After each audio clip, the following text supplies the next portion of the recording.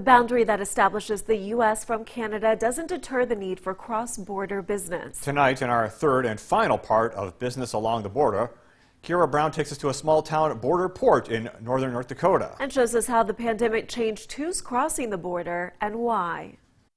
With so much land between the U.S. and Canada, there are more than a few places to explore. On the U.S. side, in North Dakota, many Canadians will often pass through border ports to visit historical destinations, like Theodore Roosevelt National Park. And on the Canadian side, Americans will sometimes cross to visit the capital of Manitoba, Winnipeg, for the city's nightlife experience. But there are many other reasons why we land into each other's countries. West Hope, North Dakota, a farming city in Bottineau County that was founded in 1903 along the Great Northern Railway branch line, with a population of less than 400 residents.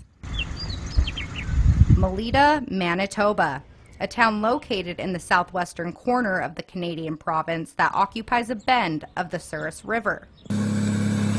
The West Hope Coulter border crossing port connects the two. Although this may not be the busiest port of the 18 border crossings in North Dakota, it holds significance on both sides of the line. At the Port of West Hope, it's mostly local traffic in the rural communities here. Most of the commercial traffic is farm-related, like grains or canola, something of that nature, something in a hopper. Chris Misson says the biggest difference during the pandemic was less passenger traffic. He says before COVID, it was common for Canadians to cross through for weekend trips to Lake Metagoshi, going to a popular local restaurant, or traveling to a local Walmart or hardware store for less expensive products. We haven't seen that type of traffic, very much of it post or after 2020. That traffic kind of dried up for a while. But because some commercial truckers were deemed essential workers through the pandemic, the volume of commercial trucking stayed consistent these past 2 years. It did allow us to move some of our resources to help out more on commercial, just because we had extra staff to do so. With each passing day of the pandemic, many wondered what the impact of lockdowns and business closures would have on the economy.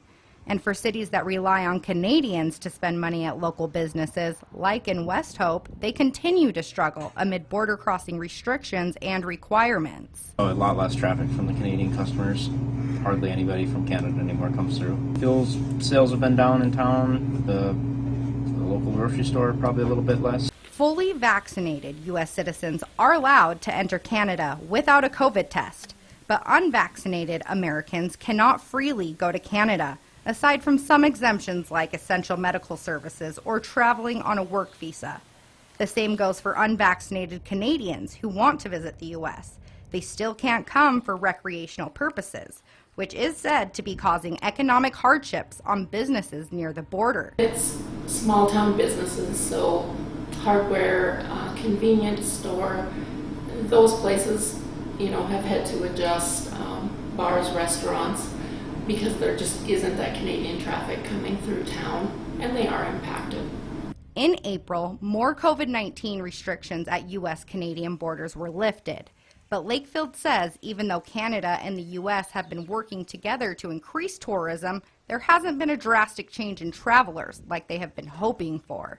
The pre-COVID numbers don't really resemble anything during COVID, and even since COVID is kind of subsiding a little, the numbers haven't picked up to where they were. Even with the lack of Canadian travelers, a West Hope business owner says that her one-stop shop, Shauna's Place, has been all right since the pandemic, and she gives all of the credit to her tight-knit town. Through the pandemic, I think I was probably okay.